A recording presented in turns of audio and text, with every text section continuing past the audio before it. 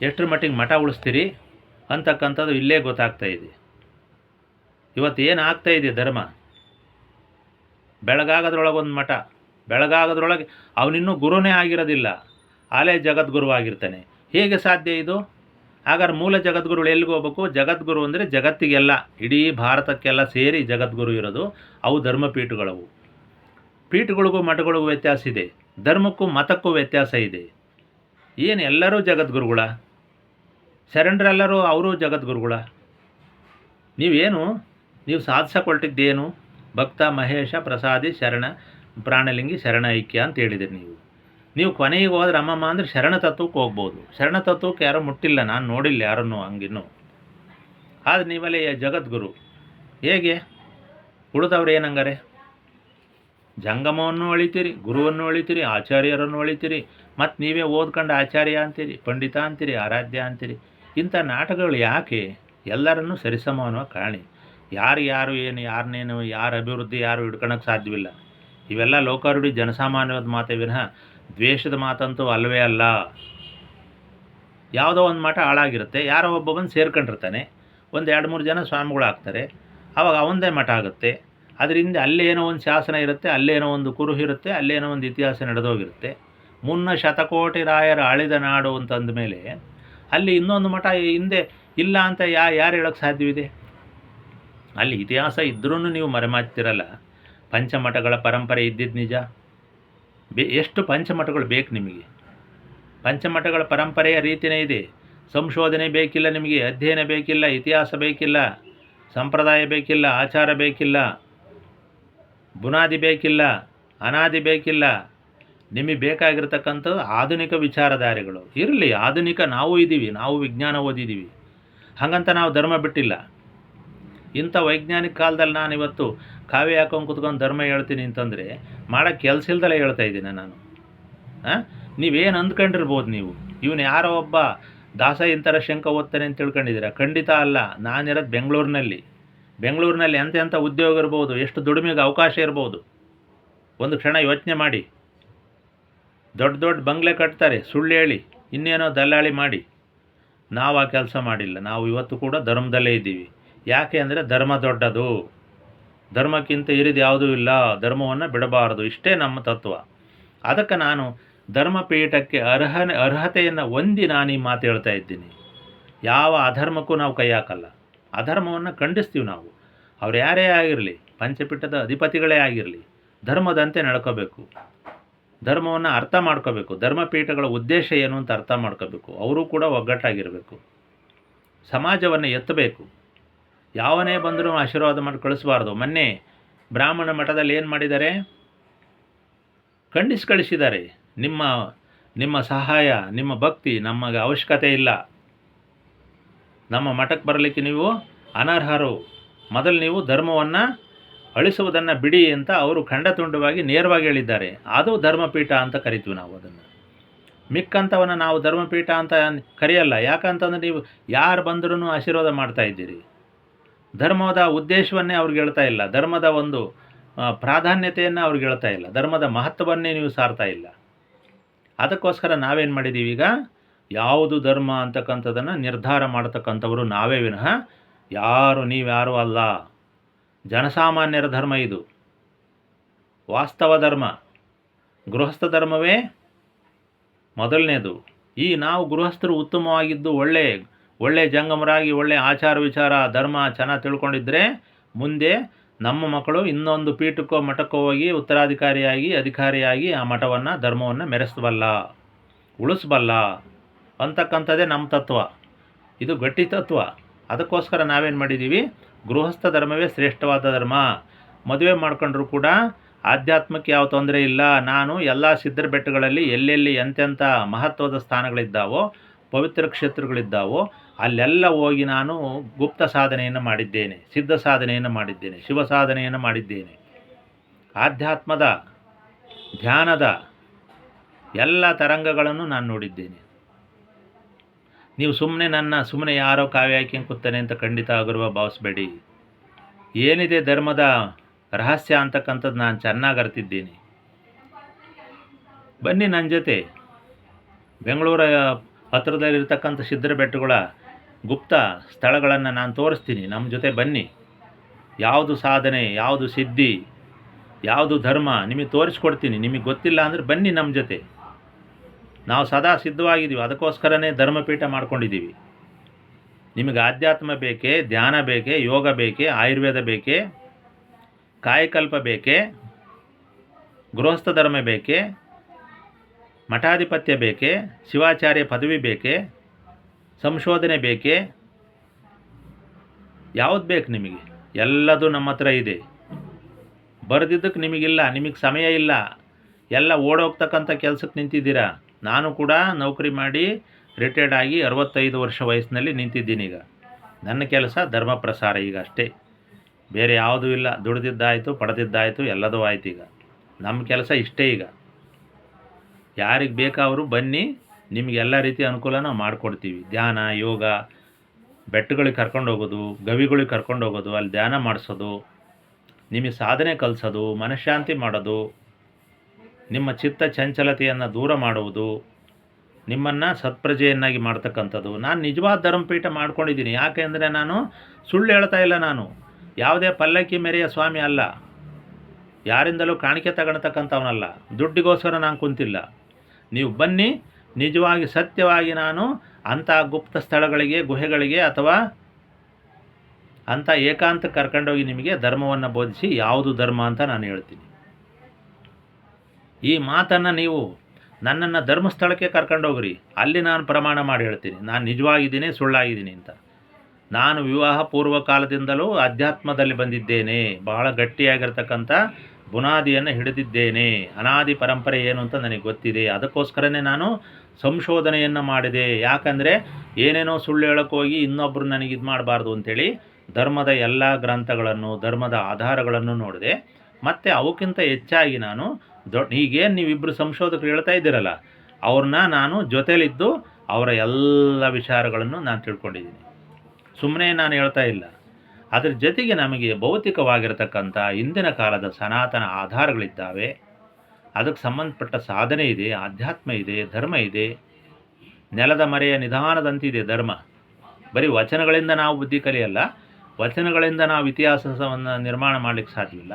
ಯಾರೋ ಒಬ್ಬ ವಿದೇಶಿ ಬಂದ್ಬಿಟ್ಟು ನಮ್ಮ ಇತಿಹಾಸವನ್ನು ನಿರ್ಮಾಣ ಮಾಡಲು ಸಾಧ್ಯವಿಲ್ಲ. ಯಾವುದೋ ಒಂದು ಶಾಸನ ಬಂದು ನಮ್ಮ ಇತಿಹಾಸವನ್ನು ನಿರ್ಮಾಣ ಮಾಡುವುದಿಲ್ಲ. ಇವೆಲ್ಲವಕ್ಕೂ ಕೂಡ ಮಿಗಿಲಾಗಿರ್ತಕ್ಕಂಥದ್ದು ನಮ್ಮ ಮನಸ್ಥಿತಿ.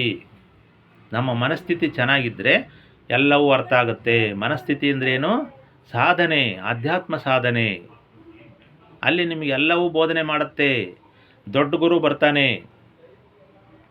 ಅವನಿಗಿಂತ ಜಗದ್ಗುರು ಯಾರೂ ಬರಲ್ಲ. ಸಾಕ್ಷಾತ್ ಶಿವನೇ ಬಂದು ನಿಮಗೆ ಬೋಧನೆ ಮಾಡ್ತಾನೆ. ಬನ್ನಿ, ಸಿದ್ಧರ ಬೆಟ್ಟ ಅಥವಾ ಇನ್ಯಾವುದೇ ಸ್ಥಳಗಳಲ್ಲಿ ಏನೂ ಬೇಡ ಅಂದರೆ ನಾನು ಇರ್ತಕ್ಕಂಥ ಸ್ಥಳದಲ್ಲಿ ನಿಮಗೆ ಧರ್ಮ ಬೋಧನೆಯನ್ನು ಮಾಡ್ತೀನಿ. ಆದರೆ ಗೃಹಸ್ಥ ವಾತಾವರಣದಲ್ಲಿ, ಈಗಿನ ಗೊಂದಲ ಗೊಜಲಿನ ವಾತಾವರಣದಲ್ಲಿ ನಿಮಗೆ ಸರೋಗಲ್ಲ ಅನ್ನೋದಾದರೆ ಅಂಥ ಸ್ಥಳಗಳಿಗೆ ನಿಮ್ಮನ್ನು ಕರ್ಕೊಂಡೋಗಿ ಅಲ್ಲಿ ನಿಮಗೆ ಬೋಧನೆಯನ್ನು ಮಾಡ್ತೀವಿ. ಧರ್ಮ ಬೆಳೀಲಿ. ಸುಮ್ಮನೆ ದುಡಿದು ಒಂದಿನ ಎತ್ತು ದುಡ್ದು ಕತ್ತೆ ದುಡ್ದು ಒಂದಿನ ಸತ್ತೋಗ್ತೀರಿ. ಇನ್ನೇನು ಸಿಗಲ್ಲ ನಿಮಗೆ. ಮಣ್ಣು ಒಂದು ಸಿಗುತ್ತೆ ನೋಡಿ ಅಷ್ಟೇ, ಇನ್ನೇನು ಸಿಗಲ್ಲ. ಅದನ್ನು ಯಾರು ಮಣ್ಣು ಕೊಡದಿದ್ರೂ ದೇಹ ಬಿದ್ದೋದ್ರೆ ತಾನಾಗೆ ಮಣ್ಣಾಗಿ ಹೋಗುತ್ತೆ. ಅದನ್ನು ಯೋಚನೆ ಮಾಡಬೇಡಿ, ಅದು ಹೇಳ್ಬಿಡ್ತೀನಿ ನಾನು ಕೊನೆಯದನ್ನು. ಅದಕ್ಕೆ ಶಿವನ ಹತ್ರ ಇರತಕ್ಕಂಥದ್ದು ಭಸ್ಮ ಮಾತ್ರ. ಎಲ್ಲವನ್ನು ಸುಟ್ಟು ಉಳಿದಿರ್ತಕ್ಕಂಥದ್ದೇ ಭಸ್ಮ. ಆ ವಿಭೂತಿಯೇ ಶಿವನಿಗೆ ಶ್ರೇಷ್ಠ. ಅದಕ್ಕೋಸ್ಕರ ಶರಣರು ಅದನ್ನೇ ಹೇಳಿದ್ದಾರೆ. ನೀವು ಸತ್ಯ ತಿಳ್ಕೊಳ್ಳಿ. ಸಂಸಾರದಲ್ಲರೇ ಇರ್ರಿ, ಮಠಾಧಿಪತಿಯರೇ ಆಗಲಿ, ಯಾರೇ ಆಗಲಿ. ಆದರೆ ನೀವು ಬದುಕೋದಂತೂ ಸಾಧ್ಯವಿಲ್ಲ, ಸಾಯಲೇಬೇಕು. ಸತ್ತ ಮೇಲೆ ನಿಮ್ಮನ್ನು ಎಲ್ಲಿಡ್ತಾರೋ ಅಲ್ಲಿಡ್ತಾರೆ, ಇಲ್ಲ ಸುಡ್ತಾರೆ, ಇಲ್ಲ ಉಣ್ತಾರೆ. ಅಷ್ಟು ಬಿಟ್ಟರೆ ನಿಮಗೆ ಕೊನೆಯದು ಉಳಿತಕ್ಕಂಥದ್ದು ಭಸ್ಮ. ಅದನ್ನೇ ಶಿವ ಹೇಳ್ತಾನೆ. ಶಿವನ ಹತ್ರ ಇರತಕ್ಕಂಥದ್ದು ಭಸ್ಮ ಮಾತ್ರ, ಅದೇ ಶುದ್ಧ. ಅದನ್ನು ನೀವು ಅರಿಬೇಕು. ಅಂಥ ಶುದ್ಧ ಭಸ್ಮದ ಬೆಳಕನ್ನು ಅರತಾಗ ಮಾತ್ರ ನಿಮಗೆ ಧರ್ಮಜ್ಞಾನೋದಯ ಆಗುತ್ತೆ. ಸಂಸಾರ ಅಂದರೆ ಏನು ಗೊತ್ತಾಗುತ್ತೆ, ಮಠ ಅಂದರೆ ಏನು ಗೊತ್ತಾಗುತ್ತೆ. ಜಾತಿ ಮಠ ಯಾವುದು, ಧರ್ಮದ ಮಠ ಯಾವುದು, ಜಾತಿ ಯಾವುದು, ಮತ ಯಾವುದು, ಧರ್ಮಪೀಠ ಯಾವುದು, ಮಾಮೂಲಿ ಮಠ ಯಾವುದು, ಸ್ವಾಮಿ ಯಾರು, ಜ್ಯೋತಿಷಿ ಯಾರು, ಸನ್ಯಾಸಿ ಯಾರು, ಕಪಟಿ ಯಾರು, ಒಳ್ಳೆಯವನು ಯಾರು, ಕೆಟ್ಟವನು ಯಾರು, ಎಲ್ಲವೂ ಗೊತ್ತಾಗುತ್ತೆ ನಿಮಗೆ. ಏನೂ ಗೊತ್ತಿಲ್ಲದಲೇ ಸುಮ್ಮನೆ ಬರೀ ಕಂಡು ಕವಿದಿ ಹೊಲಿತಾ ಇದ್ದರೆ ನಿಮಗೇನು ಬೀಳುತ್ತೆ? ಹೇಳಿದ್ದಾರೆ ಗಾದೆ, ಕಂಡು ಕವಿದಿ ಹೊಲಿದ್ರೆ ದಾಟೋಲಿಗೆ ಬಿದ್ದು ಅದೇನೋ ಆಟ ಕೊಡೋದು ಅಂತ ಹೇಳ್ತಾರೆ. ಹಂಗೆ ಆಗಬಾರ್ದು ನಿಮ್ಮ ಜೀವನ. ನಿಮ್ಮ ಜೀವನ ಪವಿತ್ರವಾಗಬೇಕಾದ್ರೆ, ನಿಮ್ಮ ಜೀವನ ಸಾರ್ಥಕವಾಗಬೇಕಾದ್ರೆ ನಿಜವಾದ ಧರ್ಮವನ್ನು ಮೊದಲು ಅರಿಯಿರಿ. ಇದು ನಿಮ್ಮ ಉದ್ದೇಶ. ಮನುಷ್ಯ ಹುಟ್ಟಿದ್ದಾಗೋಯ್ತು, ಸಾಯೋದು ಗ್ಯಾರಂಟಿ. ಯಾರು ಇಲ್ಲಿ ಭೂಮಿ ಮೇಲೆ ಎಂಥ ತಪಸ್ವಿಯೂ ಕೂಡ ಸಾವಿನಿಂದ ಗೆಳೆಯೋಕ್ಕಾಗಲ್ಲ. ಏನೋ ಇರೋವರೆಗೂ 4 ದಿವಸ ರೇವಣಸಿದ್ಧರ ಕಾಯಕಲ್ಪ ಇತ್ಯಾದಿ ಕಾಯಕಲ್ಪ ಮಾಡಿಕೊಂಡು ಪತಂಜಲಿ ಯೋಗವೋ ಶಿವಯೋಗವೋ ಯಾವುದೋ ಒಂದು ಯೋಗ ಮಾಡ್ಬೋದು. ಆದರೂ ಕೂಡ ಶರೀರ ಇಲ್ಲಿ ನಿಲ್ಲೋದಿಲ್ಲ. ಇದು ಯಾವತ್ತೂ ಕೂಡ ಯಾರಿಂದಲೂ ನಿಲ್ಸೋಕ್ಕೆ ಸಾಧ್ಯವಿಲ್ಲ. ಸಾಕ್ಷಾತ್ ಶಿವನೇ ಬಂದರೂ ಕೂಡ ಅವನು ಕೂಡ ಲಯಕಾರಕನಾಗಿ ನಿಂತಿದ್ದಾನೆ. ಇರತಕ್ಕಂಥ ಜೀವನವನ್ನು ನೀವು ಚೆನ್ನಾಗಿ ಬಾಳಿ. ಮಧ್ಯಂತರದಲ್ಲಿರ್ತಕ್ಕಂಥದ್ದೇ 3 ದಿವಸದ ಜೀವನ. ಅದನ್ನು ಚೆನ್ನಾಗಿ ತಿಳ್ಕೊಳ್ಳಿ. ಎಷ್ಟು ದುಡಿದ್ರೂ ಅಷ್ಟೇ, ಬೃಹನ್ ಮಠ ಕಟ್ಟಿದರೂ ಅಷ್ಟೇ, ಪಲ್ಲಕ್ಕಿಲಿ ಮೆರೆದರೂ ಅಷ್ಟೇ, ವಜ್ರ ವೈಡೂರ್ಯಗಳನ್ನು ಧರಿಸಿದರೂ ಅಷ್ಟೇ, ಏನು ಮಾಡಿದರೂ ಅಷ್ಟೇ, ಸಾವು ಬಿಡೋದು.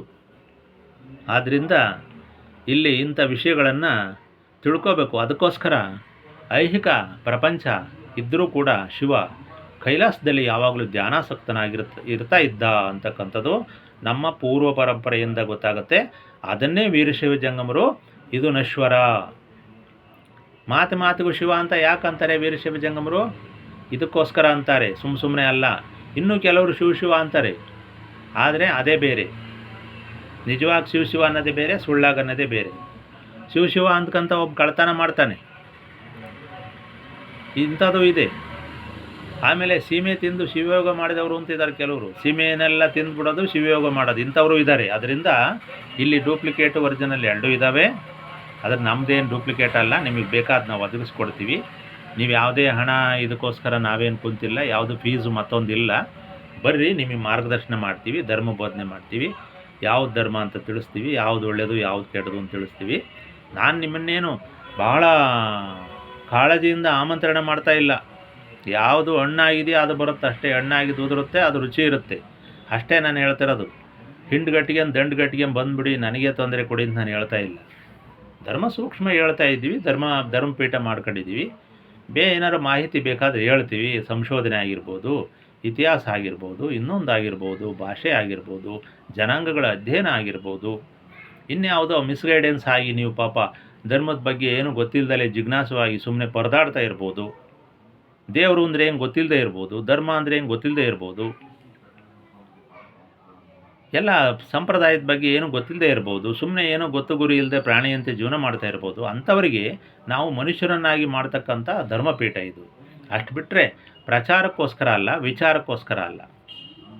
ಇದು ಭಾಳ ಸ್ಪಷ್ಟವಾಗಿ ನಾನು ನಿಮಗೆ ಹೇಳ್ತಾ ಇದ್ದೀನಿ. ಆದ್ದರಿಂದ ಇವತ್ತಿನ ಒಂದು ಮಾಧ್ಯಮಗಳನ್ನು ನೋಡಿದಾಗ ಸಾಕಷ್ಟು ಗೊಂದಲ ಗೊಜರುಗಳು ಬಂದಿದ್ದನ್ನು ನೋಡಿ ನಾವು ಇಂಥ ವಿಷಯಗಳನ್ನು ಹೇಳ್ತೀವಿ. ಬಿಟ್ಟರೆ ನಮಗೆ ಯಾರ ಮೇಲೂ ಕೂಡ ದ್ವೇಷಾಸು ಇಲ್ಲ. ಇದು ಭಾಳ ನಿಚ್ಚಳ ಸ್ವಚ್ಛಂದವಾಗಿ ಸುಮ್ಮನೆ ಜೀವನ ಮಾಡೋದಷ್ಟೇ ನಮ್ಮ ನಿವೃತ್ತ ಜೀವನ ಈಗ. ಅದಕ್ಕೋಸ್ಕರ ನಾವು ಎಲ್ಲರಂತೆ ಒಂದು ಪೇಟವನ್ನು ಹಾಕ್ಕೊಂಡು ಅದಕ್ಕೊಂದು ಇನ್ನೇನೋ ಹಾಕ್ಕೊಂಡು ಎಲ್ಲ ಏನೇನೋ ಮಾಡ್ಬೋದು. ನಮಗೆ ಅದರ ಅವಶ್ಯಕತೆ ಇಲ್ಲ. ನಾವು ಸರಳ ಸಾಧಕರು. ಅದರಿಂದ ನೀವು ಬನ್ನಿ, ಏನೋ ಸಂಶೋಧನೆ ತಿಳ್ಕೊಂಡಿದ್ದೀವಿ, ವಿಷಯ ತಿಳ್ಕೊಂಡಿದ್ದೀವಿ, ಧರ್ಮದ ಅರ್ಥವನ್ನು ಚೆನ್ನಾಗಿ ತಿಳ್ಕೊಂಡಿದ್ದೀವಿ, ಪುರುಷಾರ್ಥಗಳು ಗೊತ್ತಿದೆ, ಹೇಳ್ತಾ ಇದ್ದೀವಿ. ಅಷ್ಟು ಬಿಟ್ಟರೆ ನಾನು ಯಾವುದೇ ಮಠವನ್ನು ಪ್ರದಾನ ಮಾಡಿಕೊಂಡು, ಯಾವುದೋ ಜಾತಿಯನ್ನು ಪ್ರದಾನ ಮಾಡಿಕೊಂಡು, ಯಾವುದೇ ಪೀಠವನ್ನು ಪ್ರದಾನ ಮಾಡ್ಕೊಂಡು ನಾನು ಹೇಳ್ತಾ ಇಲ್ಲ. ಎಲ್ಲವೂ ಕೂಡ ಸಹಜವಾಗಿ, ಸಲೀಸಾಗಿ, ಸರಳವಾಗಿ ಹೇಳ್ತಿರ್ತಕ್ಕಂಥ ವಿಷಯಗಳಿವು. ತಿಳಿದಲೇ ಯಾರೂ ಇಷ್ಟು ಸರಳವಾಗಿ ಹೇಳೋಕ್ಕಾಗಲ್ಲ. ತಿಳ್ಕೊಂಡಿದ್ರೆ ಮಾತ್ರ ಹೇಳೋಕ್ಕೆ ಸಾಧ್ಯ. ಆದರೆ ನೀವು ಮತ್ತೆ ಅದಕ್ಕೊಂದು ಅನುಮಾನ ಮಾಡ್ಕೊಂಡು ಏನೂ ಗೊತ್ತಿಲ್ವೇನೋ ಅದಕ್ಕೆ ಸರಳವಾಗಿದ್ದಾರೆ ಅಂತ ಮತ್ತೆ ಹಂಗೆ ತಿಳ್ಕೊಳಕ್ಕೆ ಹೋಗ್ಬೇಡ್ರಿ. ಎಲ್ಲದೂ ಗೊತ್ತಿದೆ. ನೀವು ಅದಕ್ಕೆ ಅರ್ಹರಿದ್ದರೆ ನೀವು ಬರ್ತೀರಾ ಅಷ್ಟೇ. ನಿಮಗೆ ಪುಣ್ಯ ಇದ್ದರೆ ಬರ್ತೀರಿ. ಇನ್ನೂ ನಿಮ್ಮದು ಪಾಪ ಮುಗಿದಿಲ್ಲ ಅಂದರೆ ನೀವು ಬರೋಲ್ಲ ಅಂತ ನಾನು ತಿಳ್ಕೊತೀನಿ. ಯಾರೇ ಆಗಲಿ ನನ್ನಿಂದ ನಿರೀಕ್ಷಣೆ ಮಾಡ್ತಕ್ಕಂಥವ್ರಿಗೆ ಬಗ್ಗೆ ನನಗೆ ಗೊತ್ತಿದೆ. ಅವರೇನು ಅನ್ನೋದು ನಮಗೂ ಗೊತ್ತಿದೆ. ಅದರಿಂದ ನಾನು ಯಾವುದನ್ನು ಅಪೇಕ್ಷೆ ಮಾಡೋಕ್ಕೆ ಹೋಗೋದಿಲ್ಲ. ನಿರ್ಲಿಪ್ತನಾಗಿ ಇದ್ದುಬಿಟ್ಟಿದ್ದೀನಿ. ಶಿವನನ್ನೇ ನಾನು ಉದಾಹರಣೆ ಕೊಡ್ತೀನಿ. ಶಿವನಿಗೆ ಗಂಗೆ ಪೌರಾಣಿಕವಾಗಿ ಹೇಳೋದು ನಾನು, ಗಂಗೆ ಗೌರಿ ಆಧ್ಯಾತ್ಮಿಕ ಅರ್ಥ ಬೇರೆ ಇದ್ದರೂ ಶಿವನಿಗೆ ಗಂಗೆ ಗೌರಿ ಇಬ್ಬರು ಹೆಂಡ್ತಿರಿದ್ದರೂ ಕೂಡ ಅವರಿಬ್ಬರನ್ನು ಬಿಟ್ಟು ಯಾಕೆ ಏಕಾಂತದಲ್ಲಿ ಕಲ್ಲಿನ ಮೇಲೆ, ಗುಡ್ಡದ ಮೇಲೆ, ಪರ್ವತದ ಮೇಲೆ ಯಾಕೆ ಸುಮ್ಮನೆ ಧ್ಯಾನಾಸಕ್ತನಾಗ್ತಾನೆ ಅಂದರೆ ಅವನಿಗೆ ವಿಷಯ ಗೊತ್ತಿದೆ, ಶಾಶ್ವತ ಯಾವುದು ಅಂತ ಗೊತ್ತಿದೆ. ಅದಕ್ಕೋಸ್ಕರ ಅವನೇ ಮಾಡ್ತಾನೆ, ಪದೇ ಪದೇ ಹೋಗಿ ಧ್ಯಾನಾಸಕ್ತನಾಗ್ತಾನೆ. ಅದು ಗಟ್ಟಿ ಅಂತ ಅವನು ತಿಳ್ಕೊಂಡಿದ್ದಾನೆ. ಆ ರೀತಿ ನಾವು ಯಾವುದು ಗಟ್ಟಿ ಅಂತ ತಿಳ್ಕೊಂಡಿದ್ದೀವಿ ಅದಕ್ಕೆ ನಾವು ನಿಮ್ಗೆ ಇದನ್ನು ಹೇಳ್ತಾ ಇದ್ದೀವಿ. ಇವತ್ತಿನ ಕಾಲಕ್ಕೆ ಬೇಕಾಗಿದೆ.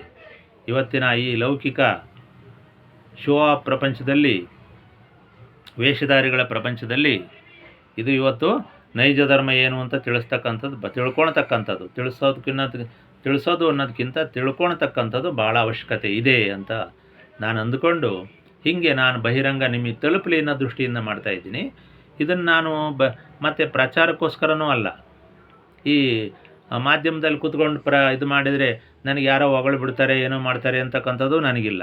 ಎಲ್ಲವನ್ನು ಬಿಟ್ಟುಬಿಟ್ಟಿದ್ದೀನಿ. ನಾನು ನಿರ್ಲಿಪ್ತನಾಗಿ ಸುಮ್ಮನಿದ್ದು ಬಿಟ್ಟಿದ್ದೀನಿ. ಯಾರು ಬಂದರೆಷ್ಟು ಬಿಟ್ಟರೆಷ್ಟು, ಹೋದ್ರೆಷ್ಟು, ಆ ಒಂದು ದೃಷ್ಟಿಲಿ ನಾನಿದ್ದೀನಿ ಅಷ್ಟೇ. ಅದು ಏನಪ್ಪ ಅಂದರೆ ಇರ್ತಕ್ಕಂಥದ್ದು ಹೇಳ್ಬೇಕು, ಮೂಕರಾಗಬಾರ್ದು. ಸತ್ಯ ನಮ್ಮನ್ನು ಯಾರು ತೇಜೋವಧೆ ಮಾಡುವಾಗ, ಇಲ್ಲ ಸಲ್ಲದ ಆಪಾದನೆಗಳನ್ನು ಹೊಲಿಸುವಾಗ ನಾನು ಕಳ್ಳ ಅಂತಂದರೆ ಹೌದು ನಾನು ಕಳ್ಳ ಅಂತ ನಾನು ಹೇಳಲ್ಲ, ನಾನು ಕಳ್ಳ ಅಂತಲೇ ಹೇಳಬೇಕು. ಆಗ ನಾನು ಇದ್ದೀನಿ ಅಂತ ಅರ್ಥ. ನನ್ನ ಧ್ವನಿ ಏನು ಹೇಳುತ್ತೆ ಅಂದರೆ ನಾನು ಕಳ್ಳ ಅಲ್ಲ ಅಂತ ಸತ್ಯವನ್ನು ನಾನು ಸಾರಬೇಕು. ಇಷ್ಟು ನಮ್ಮ ಕೆಲಸ. ಧರ್ಮವನ್ನು ಉಳಿಸ್ಕೊಂಡು ಬಂದಿದ್ದೀವಿ, ಮುಂದೂ ಕೂಡ ಧರ್ಮವನ್ನು ಉಳಿಸ್ಕೊಂಡು ಹೋಗ್ತೀವಿ. ಯಾರು ಏನು ಬೇಕಾದ್ರೂ ತಿಳ್ಕೊಬೋದು, ಏನು ಬೇಕಾದ್ರೂ ಮಾಡ್ಬೋದು. ನಮ್ಮ ಧರ್ಮಗಳು, ನಮ್ಮ ಮಠಗಳು, ನಮ್ಮ ಪರಂಪರೆಗಳು, ನಮ್ಮ ಆಚಾರ ವಿಚಾರಗಳು ಶಿವನಷ್ಟೇ ಸದೃಶವಾಗಿ, ಅವನಷ್ಟೇ ಸತ್ಯವಾಗಿ, ಶಿವನನ್ನು ಸಾಕ್ಷಿಯಾಗಿಟ್ಟುಕೊಂಡು, ಹಿಮಾಲಯವನ್ನು, ಕೈಲಾಸವನ್ನು ಸಾಕ್ಷಿಯಾಗಿಟ್ಕೊಂಡು ನಡೀತಾ ಇರ್ತಕ್ಕಂಥ ಧರ್ಮಪೀಠಗಳೇ ವಿನಃ ಯಾವುದೋ ಮಧ್ಯಂತರದಲ್ಲಿ ಬಂದಿರತಕ್ಕಂಥ ಯಾವುದೇ ಪ್ರಮಾದಿಗಳ ಮತಗಳನ್ನು, ಯಾವುದೋ ಒಂದೆರಡು ವಚನಗಳನ್ನು ಇಟ್ಕೊಂಡು ನಾವು ಜೀವನ ಮಾಡ್ತಾ ಇಲ್ಲ. ನಮ್ಮದು ಬಹಳ ಗಟ್ಟಿ ಧರ್ಮ. ನಮಗೆ ಯಾವುದೇ ವಚನಗಳ ಅವಶ್ಯಕತೆ ಆಗಲಿ, ಇನ್ನೊಂದು ಯಾವುದರ ಅವಶ್ಯಕತೆ ನಮಗಿಲ್ಲ. ಧರ್ಮ ಯಾವತ್ತೂ ಧರ್ಮವೇ, ಅದು ಸನಾತನ ಧರ್ಮ. ಅದು ಬೇಕಾಗಿದೆ ನಮಗೆ. ವಿನೂತನ ಧರ್ಮ ನಮಗೆ ಬೇಕಾಗಿಲ್ಲ, ವಿನೂತನ ಆಚಾರಗಳು ನಮಗೆ ಬೇಕಾಗಿಲ್ಲ. ಸನಾತನ ಧರ್ಮ ಇದ್ದೇ ಇದೆ. ಅದರಲ್ಲಿ ಸಾಕಷ್ಟು ಇನ್ನೂ 1000 ವರ್ಷ ಹೋದರೂ ಕೂಡ ಅರ್ಥ ಮಾಡಿಕೊಳ್ಳಲಾಗದಷ್ಟು ರಹಸ್ಯ ಇದ್ದಾವೆ. ಅವು ಬೇಕಾಗಿದೆ ನಮಗೆ. ವಿನೂತನ ಧರ್ಮಗಳು ಬೇಕಾಗಿಲ್ಲ, ನಮಗೆ ಸನಾತನ ಧರ್ಮವೇ ಬೇಕು. ಅದರ ಮುಖಾಂತರ ನಾವು ಕಲಿತೀವಿ. ವಿನೂತನ ಧರ್ಮದಲ್ಲಿ ನಾವು ಕಲಿಯೋದಿಲ್ಲ. ಅವರು ಕೂಡ ನಮ್ಮಂತೆ ಒಬ್ಬ ಪ್ರವಾದಿ, ಯಾರೋ ಒಬ್ಬ ಮತ ಪ್ರವಾದಿ, ಯಾರೋ ಒಬ್ಬ ಮನುಷ್ಯ ತನ್ನ ಮನಸ್ಸಿನಲ್ಲಿ ಆಗಿರ್ತಕ್ಕಂಥ ತುಮುಲಗಳನ್ನು ಅವನು ಸಹಿಸಲಾರದೆ ಏನೋ ಒಂದಷ್ಟು ಜನ ಗುಂಪು ಕಟ್ಕೊಂಡು ಯಾವುದೋ ಒಂದು ಕಾರಣದಿಂದ ಅವನು ಆ ರೀತಿ ಅವ್ರ ಪ್ರಚಾರಕ್ಕೆ ಬಂದಿರ್ತಾರೆ ವಿನಃ ಅವರು ಕೂಡ ನಮ್ಮಂತೆ ಸಾಮಾನ್ಯ ಮನುಷ್ಯರೇ ಆಗಿರ್ತಾರೆ. ಆದ್ದರಿಂದ ನಾನು ಆ ಇತಿಹಾಸವನ್ನು ಬಹಳ ವಾಸ್ತವಿಕ ನೆಲೆಗಟ್ಟಿನಲ್ಲಿ ನೋಡಿ ಏನು ನಡೀತು, ಯಾರಿಂದ ಏನಾಯಿತು, ಧರ್ಮಪುರುಷರ ಕಥೆ ಏನು, ಶರಣರ ಕಥೆ ಏನು, ಯಾಕಾಯಿತು, ಕಲ್ಯಾಣದಲ್ಲಿ ಯಾಕೆ ಕ್ರಾಂತಿ ಆಯಿತು, ಬಸವಣ್ಣನಿಗೆ ಏಕೆ ಪ್ರಧಾನತೆ ಬಂತು, ಬಸವಣ್ಣನ ಮನಸ್ಥಿತಿ ಏನಿತ್ತು, ಬಾಲ್ಯದಲ್ಲಿ ಏನು ನಡೀತು ಅಂತಕ್ಕಂಥದ್ದು ನಾನು ಅಧ್ಯಯನ ಮಾಡಿರೋದ್ರಿಂದ ನಾನು ಅದನ್ನು ತಿಳ್ಕೊಂಡು ನಾನು ಭಾಳ ಹಗುರವಾಗಿ ಇದ್ದೇನೆ ವಿನಃ ನಮಗೇನು ಶರಣರನ್ನು ಉದಾಸೀನ ಮಾಡ್ತಕ್ಕಂಥ ವಿಷಯ ಆಗಲಿ, ಮತ್ತು ಸುಮ್ಮನೆ ಹೆಚ್ಚು ವೈಭವೀಕರಿಸಿ ಹೇಳ್ತಕ್ಕಂಥದ್ದಾಗಲಿ ಇಲ್ಲ ನಮಗೆ. ಯಾಕಂದರೆ ನಮಗೆ ಸತ್ಯ ಗೊತ್ತಿದೆ ಅಲ್ಲೇನು ನಡೀತು ಅಂತ. ಅದಕ್ಕಿಂತ ಹಿಂದೇನಿತ್ತು, ಈಗೇನಿದೆ, ಮಧ್ಯೆ ಏನಿತ್ತು, ಯಾರ್ಯಾರು ಏನೇನು ಮಾಡಿದರು, ಇವತ್ತೆಲ್ಲ ಮೆರಿತಾರಲ್ಲ ಅವ್ರು ಏನಾಗಿದ್ದರು ಹಿಂದೆ, ಯಾಕೆ ಮತ್ತು ಅವ್ರ ಧರ್ಮಕ್ಕೆ ಬೆನ್ನು ತೋರಿಸಿ ಸುಮ್ಮನೆ ಕೂತಿದ್ರು, ಯಾಕೆ ಇವಾಗ ಹಾರಾಡ್ತಾ ಇದ್ದಾರೆ, ಯಾಕೆ ಚೀರಾಡ್ತಾ ಇದ್ದಾರೆ, ಮೊದಲು ಯಾಕೆ ಬರಲಿಲ್ಲ ಅವ್ರ ಧರ್ಮಕ್ಕೆ. ವೀರಶೈವ ಜಂಗಮರು ಧರ್ಮದ ಉತ್ತುಂಗ ಸ್ಥಿತಿಯಲ್ಲಿದ್ದಾಗ ಇವರೆಲ್ಲ ಏನು ಮಾಡ್ತಾಯಿದ್ರು, ಯಾಕೆ ಬರಲಿಲ್ಲ ಮತ್ತೆ ಅಂಥ ಪ್ರಶ್ನೆಗಳು ನಮ್ಮಲ್ಲಿ ಇದ್ದಾವೆ. ಅದಕ್ಕೆ ಉತ್ತರ ಕೊಡೋಕ್ಕೆ ಇವ್ರ ಕೈಯಲ್ಲಿ ಸಾಧ್ಯವಿಲ್ಲ. ಅದಕ್ಕೆ ನಾವು ಉತ್ತರ ಕೊಡ್ತಾ ಇದ್ದೀವಿ. ಬರಬೇಕಿತ್ತು ನೀವು, ಯಾಕೆ ಲಿಂಗ ಕಟ್ಗಳಿಲ್ಲ ಅವಾಗ, ಮತ್ತು ನೀವು ಯಾಕೆ ಸುಮ್ಮನಿದ್ರಿ. ಇವತ್ತು ಹೇಳ್ಕೊಂತೀರ ನಾವು ಆ ಜಾತಿಯಿಂದ ಬಂದೆ, ಈ ಇದರಿಂದ ಬಂದೆ ಅಂತ ಹೇಳ್ಕೊಳಕ್ಕೆ ಚೆನ್ನಾಗಿದೆ. ಅದು ನೀವು ಯಾಕೆ ಮಾಡಲಿಲ್ಲ ಆವಾಗ, ಅದು ಪ್ರಶ್ನೆ ನಮ್ಮದು. ನಿಮ್ಮ ಮೂಗಿನ ಪ್ರಶ್ನೆ, ಮೂಗಿನ ನೀರದ ಪ್ರಶ್ನೆ ನಿಮಗಿದ್ರೆ ನಮ್ಮ ಮೂಗಿನ ನೀರದ ಪ್ರಶ್ನೆ ನಮಗಿರ್ತಾವೆ. ಅವನ್ನೇ ನಾವು ಹೇಳೋದಿಲ್ಲ ಈಗ. ಅದಕ್ಕೋಸ್ಕರನೇ ಇವೆಲ್ಲ. ನಿಮ್ಮ ಪಾಡಿ ನೀವಿದ್ದರೆ ನಮ್ಮ ಪಾಡಿ ನಾವು ಇದ್ದು ಬಿಡ್ತೀವಿ. ಅದರಿಂದ ಇಂಥ ವಿಷಯಗಳು ಯಾವಾಗಲೂ ಇದ್ದೇ ಇರ್ತವೆ. ಅದರಿಂದ ನಮ್ಮ ಜೀವನ ನಮಗೆ, ಅವ್ರ ಜೀವನ ಅವರಿಗೆ. ಸಂಪ್ರದಾಯಗಳನ್ನು ಯಾರು ಉಳಿಸೋಕ್ಕೆ ಸಾಧ್ಯವಿಲ್ಲ, ಜಾತಿಗಳನ್ನು ಉಳಿಸೋಕ್ಕೆ ಸಾಧ್ಯವಿಲ್ಲ. ಯಾರೇ ಏನೇ ಹೋರಾಟ ಮಾಡಿದರೂ ಜಾತಿ ಹಂಗೆ ಇರುತ್ತೆ. ಈಗಲೂ ಕೂಡ ಸ್ಕೂಲಲ್ಲಿ ಸೇರಿಸ್ತಿದ್ದಂಗೆ ಜಾತಿ ಬರ್ಸಿನೇ ಮುಂದಕ್ಕೆ ಹೋಗೋದು. ಸುಮ್ಮನೆ ನೀವೆಲ್ಲ ಆಡಂಬರಗಳು ಇವೆಲ್ಲ ಬಿಟ್ಟುಬಿಡಿ. ಇವನ್ನ ವರ್ಣಾಶ್ರಮಗಳು ಅಷ್ಟೇ. ವರ್ಣಾಶ್ರಮ ಏನು ಎದ್ದು ಕಾಣ್ತಾ ಇಲ್ಲ ಇವತ್ತು, ಯಾವುದೇ ಬ್ರಾಹ್ಮಣಂದು ಕಾಣ್ತಾ ಇಲ್ಲ. ಏನೋ ವೈದಿಕ ಪೂಜೆ ಅದು ಇದು ಮಾಡಿದಾಗ ಬ್ರಾಹ್ಮಣ ಅಂತ ಕಾಣಿಸುತ್ತೆ. ಇನ್ನು ಕ್ಷತ್ರಿಯರದು ಕಾಣಲ್ಲ, ವೈಶ್ಯರದು ಕಾಣಲ್ಲ, ಎಲ್ಲರೂ ವ್ಯಾಪಾರ ಮಾಡ್ತಾ ಇದ್ದಾರೆ. ಸುಮ್ಮನೆ ಬುಡ್ಬುಡ್ಕಿ ಬಾರಿಸ್ಬೇಡ್ರಿ. ನಾನು ನಿಮಗಿಂಥವನ್ನೆಲ್ಲ ನಿಮಗೆ ಮನನ ಮಾಡಿಕೊಡ್ತೀನಿ. ಶೂದ್ರಂದು ಏನು ಇಲ್ಲಿ ಇವತ್ತು ರೈತ ಬೆಳೆದದ್ದನ್ನು ವ್ಯಾಪಾರ ಮಾಡೋಕ್ಕೆ ಹೋದಾಗ ಅವನು ಏನಾಗ್ತಾನೆ, ಅವನು ವೈಶ್ಯನಾಗ್ತಾನೆ. ರೈತ ಇವತ್ತು BSc AG ಅಗ್ರಿಕಲ್ಚರಲ್ ಸೈನ್ಸ್ ಓದಿದಾಗ ಅವನು ಏನಾಗ್ತಾನೆ, ಅವನು ಬ್ರಾಹ್ಮಣನಾಗ್ತಾನೆ. ಇವೆಲ್ಲ ಮಂಕು ಬುದ್ಧಿ ಬಿಟ್ಟುಬಿಡಿ. ಯಾರ ದಡ್ರಿಲ್ಲ. ಇವತ್ತು ವೀರಶೈವ ಜಂಗಮರೇನು ಮಡ್ರಲ್ಲ ಎಡ್ರಲ್ಲ, ನೀವು ಅಂದ್ಕೊಂಡಷ್ಟು ಸುಲಭ ಇಲ್ಲ. ಬಿಟ್ಟುಬಿಡಿ, ನಿಮ್ಮದೆಲ್ಲ ಕಟ್ಟಿಟ್ಟು ವೀರಶೈವ ಜಂಗಮರು ಕುಶಾಗ್ರಮತಿಗಳಿದ್ದಾರೆ, ತುಂಬ ಬುದ್ಧಿವಂತರಿದ್ದಾರೆ, ತುಂಬ ಶಾರ್ಪ್ ಇದ್ದಾರೆ, ಎಲ್ಲ ಅವ್ರಿಗೆ ಅರ್ಥವಾಗುತ್ತೆ. ನೀವು ಎದುರಿಗೆ ಮೋಸ ಮಾಡೋಕ್ಕೆ ಹೋಗಬೇಡಿ, ಸುಮ್ಮನಿದ್ದುಬಿಡಿ. ಸುಮ್ಮನಿದ್ದರೆ ನಿಮ್ಮ ಪ್ರೀತಿ ಬಾಂಧವ್ಯ ಹಿಂಗೆ ಉಳಿಯುತ್ತೆ, ಗುರುವ್ಯಕ್ತರ ಸಂಬಂಧ ಉಳಿಯುತ್ತೆ, ಇತಿಹಾಸಕ್ಕೂ ಒಂದು ಅರ್ಥ ಬರುತ್ತೆ, ಸಮಾಜದಲ್ಲಿ ಶಾಂತಿ ಇರುತ್ತೆ. ಇಂಥ ಒಂದು ವಿಷ ಬೀಜಗಳನ್ನು ಬಿತ್ತಬೇಡಿ. ನಿಮಗೆ ಮಠ ಇದ್ದರೆ ಮಾಡ್ಕೊಂಡೋಗಿ, ರಾಜಕೀಯ ಇದ್ದರೂ ಮಾಡ್ಕೊಳ್ಳಿ, ಆದರೆ ಸುಮ್ಮನೆ ಮಾತ್ರ ಇನ್ನೊಬ್ಬರನ್ನ ಅಡ್ಡ ತರಬೇಡಿ, ಇನ್ನೊಬ್ಬರ ಮನಸ್ಸನ್ನು ಕೆರಳಿಸಬೇಡಿ, ನೋಯಿಸಬೇಡಿ, ಪಾಪ ಕಟ್ಕೋಬೇಡಿ. ಇಂಥ ಬೇಕಾದಷ್ಟು ವಿಷಯ ಇದ್ದಾವೆ. ಸಮಾಜ ಶಾಂತಿ, ಧರ್ಮ ಇರುವುದೇ ಸಮಾಜ ಶಾಂತಿಗಾಗಿ. ಅಂಥದ್ರಲ್ಲಿ ಧರ್ಮಪೀಠಗಳನ್ನು ಮಾಡಿಕೊಂಡು, ಮಠಗಳನ್ನು ಮಾಡಿಕೊಂಡು ಸಮಾಜ ಶಾಂತಿಯನ್ನು ಕೆಡಿಸ್ತಾ ಇದ್ದೀರಾ ಅಂದರೆ ನಿಜವಾಗಲೂ ನೀವು ಯಾವುದೇ ಮಠದಲ್ಲಿ ಇರೋಕ್ಕೂ ಕೂಡ ಲಾಯಕ್ಕಿಲ್ಲ. ಧರ್ಮದ ಮಠಗಳಾಗಿದ್ದರೆ ನಾವು ನಂಬ್ತೀವಿ. ಜಾತಿ ಮಠಗಳು ಆಯಾ ಜಾತಿಗೆ ಸೀಮಿತ. ಯಾವ ಜಾತಿಯನ್ನು ಉದ್ಧಾರ ಮಾಡ್ತಾರೆ? ಇವನ್ನೆಲ್ಲ ನಾವು ಪೀಠಗಳು ಅಂತ ಹೆಂಗೆ ಕರಿಬಹುದು ಹೇಳಿ? ನೀವೇ ಹೇಳಿ. ಪೀಠಗಳು ಅಂತಂದರೆ ಜಗತ್ತಿಗೆ ಇರ್ತಕ್ಕಂಥವು ಜಗದ್ಗುರು ಪೀಠಗಳು ಎಲ್ಲ. ಅಲ್ಲಿ ಜಾತಿ ಮತಗಳ ವ್ಯವಸ್ಥೆ ಇಲ್ಲ. ಕೇವಲ ಮಠಾಧಿಪತಿ ಪೀಠಾಧಿಪತಿ ಮಾಡುವಾಗ ಮಾತ್ರ ಸಾಂಪ್ರದಾಯಿಕ ಪ್ರಶ್ನೆ ಬಂದು, ಅದಕ್ಕೂ ಕೂಡ ಕೆಲವೊಂದು ಗೈಡ್ಲೈನ್ಸ್ ಇರುತ್ತೆ, ಮಾರ್ಗದರ್ಶಿ ಸೂತ್ರಗಳಿರ್ತವೆ. ಎಂಥ ಮರಿಯನ್ನು ಆಯ್ಕೆ ಮಾಡೋದ್ರಿಂದ, ಎಂಥ ಮರಿಯನ್ನು ಪೀಠಕ್ಕೆ ಕೂರಿಸೋದ್ರಿಂದ ಈ ಪೀಠ ಏಳಿಗೆ ಅಂತಕ್ಕಂಥ ನಿರ್ಣಯಗಳನ್ನು ತಗೊಂಡು ಮಾಡ್ತಾರೆ ವಿನಃ ನಿಮ್ಮನ್ನು ಹೀನಾಯ ಮಾಡಲಿಕ್ಕೆ, ನಿಮ್ಮನ್ನು ಧರ್ಮಪೀಠಕ್ಕೆ ಕೂರಿಸ್ಲಿಕ್ಕೆ ವಿರೋಧ ಮಾಡಿದಂಥ ಈ ವೀರಶೈವ ಧರ್ಮದ ಮಠಪೀಠಗಳಲ್ಲ. ಇದನ್ನು ಭಾಳ ತಪ್ಪು ತಿಳ್ಕೊಂಡಿದ್ದೀರಿ ನೀವು. ನಿಮ್ಮ ಮಠದಲ್ಲಿ ಏನು ಸುಮ್ಮನೆ ಯಾರನ್ನಾರು ತಂದು ಕೂರಿಸ್ತೀರಾ? ಆದಿರೋಗನ ತಂದು ಕೂರಿಸ್ತೀರಾ? ಆಮೇಲೆ ನೀವು ಬುದ್ಧಿವಂತನ ಮಾಡ್ತೀರಾ? ಅಥವಾ ನಿಮ್ಮ ಮನೆಗೆ ಒಂದು ಹೆಣ್ಣು ತಂದ್ಕೊಂತೀರಾ? ಸುಮ್ಮನೆ ಆದೆ ಬೀದೆ ಬಂದಾಳು ತಂದ್ಕೊಂತೀರಾ? ನೀವು ದೊಡ್ಡದಾಗಿ ಹೇಳ್ತೀರಿ ನಾವು ಅಂಥ ಜಾತಿ ಇಂಥ ಜಾತಿ ಅಂತ. ಕರ್ಕೊಂಬಂದು ಮಾಡ್ಕೊಳ್ರಿ. ಮತ್ತೆ ಯಾವುದೋ ಕೇರಿ ಯಾವುದೋ ಒಂದು ಓಣಿಯಲ್ಲಿ ಇರ್ತಕ್ಕಂಥ ಕರ್ಕೊಂಬಂದು ಮಾಡ್ರಿ, ನೋಡೋಣ ಗೊತ್ತಾಗುತ್ತೆ. ಎಷ್ಟು ಶಾಸ್ತ್ರ ನೋಡ್ತೀರಿ, ಎಷ್ಟು ಸಾಲಾವಳಿ ನೋಡ್ತೀರಿ, ಯಾವುದು ಬಿಟ್ಟಿಲ್ಲ. ಸುಮ್ಮನೆ ನಾಟಕ ಬೇಡ. ನಾನು ಹೇಳ್ತಿರ್ತಕ್ಕಂಥದ್ದು ನಿಜವಾದ ವಿಷಯ. ನಾಟಕ ಬಿಟ್ಬಿಡಿ, ನಿಜವಾದ ಜೀವನಕ್ಕೆ ಬನ್ನಿ. ನಾವು ನಂಬ್ತೀವಿ ನಿಮ್ಮನ್ನು. ನಮಗೇನು ಕೆಲಸ ನಿಮ್ಮ ಬಗ್ಗೆ ಮಾತಾಡೋಕ್ಕೆ? ನಮ್ಮ ಬಗ್ಗೆ ಮಾತಾಡಿದಾಗ ಮಾತ್ರ ನಿಮ್ಮ ಬಗ್ಗೆ ಮಾತಾಡ್ತೀವಿ ನಾವು. ಅದರಿಂದ ಏನೂ ಬೇಕಾಗಿಲ್ಲ. ಇದ್ದಂಗೆ ಇದ್ದೇ ಇರುತ್ತೆ. ಯಾರೂ ಬದಲಾವಣೆ ಮಾಡೋಕ್ಕೆ ಸಾಧ್ಯವಿಲ್ಲ. ಏನೋ ಕೆಲವ್ರ ಮನಸ್ಸಿನಲ್ಲಿ ನಮಗೂ ಕಾವ್ಯ ಹಾಕ್ಬೇಕು ಅಂತ ಬಂದಿರ್ಬೋದು, ಹಾಕ್ಕೊಳ್ಳಿ. ಏನೋ ಕೆಲವ್ರ ಮನಸ್ಸಿನಲ್ಲಿ ಮಠ ಮಾಡಬೇಕು ಅಂತ ಬಂದಿರ್ಬೋದು, ಮಾಡ್ಕೊಳ್ಳಿ. ಏನೋ ಕೆಲವರು ನಾವು ರಾಜಕೀಯದಲ್ಲಿ ಬೆಳಿಬೇಕು ಅಂತ ಬಂದಿರ್ಬೋದು, ಮಾಡ್ಕೊಳ್ಳಿ. ಆದರೆ ಜನಸಾಮಾನ್ಯ ಧರ್ಮವೇ ಬೇರೆ ಇದೆ, ಮಾನವ ಧರ್ಮವೇ ಬೇರೆ ಇದೆ, ಸಹಜ ಧರ್ಮವೇ ಬೇರೆ ಇದೆ. ಇದರ ಮೇಲೆ ನೀವು ಕಲ್ಲಾಕಿ ಇದ್ರ ಕೊಚ್ಚೆ ಅಂತ ತಿಳ್ಕೊಬೇಡಿ. ಸಮಾಜದೊಳಗಡೆ ಇರತಕ್ಕಂಥದ್ದೇ ಘನವಾಗಿರತಕ್ಕಂಥ ಬಂಗಾರ. ಜನಸಾಮಾನ್ಯರ ಒಳಗಿರ್ತಕ್ಕಂಥ ಜನಸಾಮಾನ್ಯ ಧರ್ಮವೇ ಬಂಗಾರದ ಭಸ್ಮ. ನಿಮ್ಮ ಭಸ್ಮಕ್ಕಿಂತಲೂ ಹೆಚ್ಚಿನದು ಜನಸಾಮಾನ್ಯರ ಭಸ್ಮ. ಇದನ್ನು ನಾವು ಅರ್ಥ ಮಾಡ್ಕೊಂಡಿದ್ದೀವಿ. ಆದ್ದರಿಂದ ನಾವು ಯಾವುದೇ ಜನಸಾಮಾನ್ಯರನ್ನು, ಯಾವುದೇ ಕೆಳವರ್ಗದವರನ್ನು ಪಾಪ ನಾವು ಎಂದಿಗೂ ಕೂಡ ನಿಕೃಷ್ಟವಾಗಿ ಕಾಣೋದಿಲ್ಲ. ಪಾಪ ಅವರೇ ಎದುರ್ಕೊಂಡು ದೂರ ಇರ್ತಾರೆ. ಹತ್ತಿರ ಬಂದವ್ರಿಗೆ ಯಾರಿಗೂ ನಾವು ಹೀನಾಯ ಮಾಡಿಲ್ಲ. ನೀನು ಅಲ್ಲಿರು ಇಲ್ಲಿರು ಅಂತ ನಾವು ಹೇಳಿಲ್ಲ. ನೀವು ಆ ರೀತಿ ಒಂದು ಭೇದ ಹುಟ್ಟಾಕೊಂಡು ನಿಮ್ಮ ಬೇಳೆ ಬೇಯಿಸ್ಕೊಳ್ಳೋಕ್ಕೆ ಆ ರೀತಿ ಒಂದು ಭೇದ ಕಲ್ಪಿಸಿ ನೀವು ಅಪಪ್ರಚಾರ ಮಾಡಿದ್ದೀರಿ. ಬಿಟ್ಟರೆ ವೀರಶೈವ ಜಂಗಮರು ಯಾರನ್ನೂ ದೂರ ಇಟ್ಟಿಲ್ಲ. ಹಂಗಿದ್ದಿದ್ರೆ ಹಲವಾರು ಜನ ದಲಿತ ಗುರುಗಳು ಆ ಸಂಪ್ರದಾಯಗಳು ಇವತ್ತು ಬೆಳೀತಾ ಇರಲಿಲ್ಲ. ಹಾಗೆ ವ್ಯವಸ್ಥಿತವಾಗಿ ಉನ್ನಾರ ಮಾಡಿದರೆ ಆ ರೀತಿ ಆಗ್ತಿರಲಿಲ್ಲ. ಇವತ್ತಿನ ದೊಡ್ಡ ದೊಡ್ಡ ಮಠಗಳು ಏನಿದ್ದಾವೋ ಪಂಚಪೀಠಗಳನ್ನು ಮೀರಿಸ್ತಕ್ಕಂಥವು ಅವು ಯಾವುವು ಕೂಡ ಬೆಳೀತಾ ಇರಲಿಲ್ಲ. ಈ ಉದಾಹರಣೆಗಳು ನಿಮ್ಮ ಕಣ್ಣು ಮುಂದೆ ಇದ್ದಾವೆ. ಆದರೂ ಕೂಡ ನೀವು ಹಗಲೊತ್ತು ಬ್ಯಾಟ್ರಿ ಬಿಟ್ಟು ಸುಳ್ಳು ಹೇಳ್ತಾ ಇದ್ದೀರಿ. ಇದೆಲ್ಲ ಬಿಡಿ. ಇದೇನು ಹೇಳಿರೂ ಇದು ವರ್ಕೌಟ್ ಆಗಲ್ಲ. ಅದರಿಂದ ಇವತ್ತಿನ ದೊಡ್ಡ ಪೀಠದವ್ರು ನೋಡ್ಕೊಳ್ಳಿ. ನಮ್ಮ ಸ್ಥಾನಮಾನ ಯಾವುದು, ನಮ್ಮನ್ನು ಯಾರು ಬೆಳೆಸಿದ್ರು, ನಮ್ಮ ಸಂಪ್ರದಾಯ ಯಾವುದು, ನಾವು ಈಗ ಎಲ್ಲಿದ್ದೀವಿ, ಹಿಂದೆ ಎಲ್ಲಿದ್ವಿ ಅಂತಕ್ಕಂಥದ್ದು ನೀವು ಯೋಚನೆ ಮಾಡಿ. ಈ ಮಾತು ಜನಸಾಮಾನ್ಯರಿಗೂ ಅನ್ವಯಿಸುತ್ತೆ, ಮನೇಲಿರ್ತಕ್ಕಂಥವ್ರಿಗೂ ಅನ್ವಯಿಸುತ್ತೆ. ಯಾರಾದರೂ ಒಬ್ರಿಗೊಬ್ರು ಉಪಕಾರ ಮಾಡಿದರೆ, ಇಂಥವ್ರು ನನಗೆ ಉಪಕಾರ ಮಾಡಿದರು ಅಂತಕ್ಕಂಥದ್ದನ್ನು ಯಾರು ಉಪಕಾರ ಸ್ಮರಣೆಯನ್ನು ಮಾಡ್ತಾರೋ ಅಂಥ ವಿಷಯದಿಂದ ಮಾತ್ರ ನೀವು ಧನ್ಯರಾಗ್ತೀರಿ. ಅವ್ರಿಗೂ ಕೂಡ ಉಪಕಾರ ಮಾಡದಂಥವ್ರ ಮನಸ್ಸು ಕೂಡ ತಣ್ಣಗಾಗುತ್ತೆ. ಇಂಥ ನೈಜವಾಗಿರ್ತಕ್ಕಂಥ ಮಾನವೀಯ ಮೌಲ್ಯಗಳನ್ನು ಬೆಳೆಸ್ಕೊಳ್ಳಿ.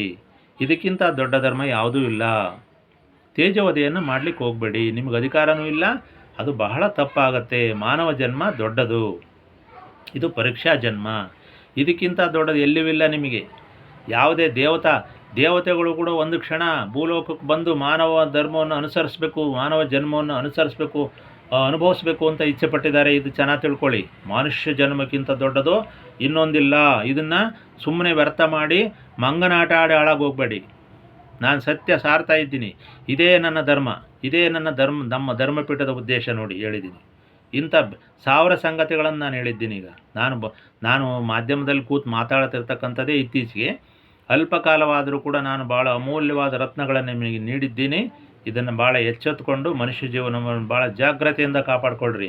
ಮನೆ ಅಣ್ತಮ್ಮಗಳಾಗಿರ್ಬೋದು, ನೆಂಟರಿಷ್ಟರಾಗಿರ್ಬೋದು, ಬಂಧು ಬಾಂಧವರಾಗಿರ್ಬೋದು, ಸಮಾಜದ ಯಾವುದೇ ವರ್ಗವಾಗಿರ್ಬೋದು, ಒಟ್ಟಿನಲ್ಲಿ ಸಹಬಾಳ್ವೆಯಲ್ಲಿ ಯಾವತ್ತೂ ಕೂಡ ಭಿನ್ನ ಭೇದಗಳನ್ನು ಮಾಡಿ ಸುಮ್ಮನೆ ಅವನ ಆ ಜಾತಿ, ಇವನು ಈ ಜಾತಿ, ಅವನ ಅದು ಇದು ಅಂತೇಳಿ ನೀವು ಬೆಳೆಸಿದರೆ ಖಂಡಿತವಾಗೂ ನಿಮ್ಮದು ಬಹಳ ಸಂಕುಚಿತ ಧರ್ಮವಾಗುತ್ತೆ ವಿನಃ ಮತ್ಯಾವುದು ಅದು ಮತ ಆಗುತ್ತೆ ವಿನಃ ಧರ್ಮ ಆಗಲ್ಲ.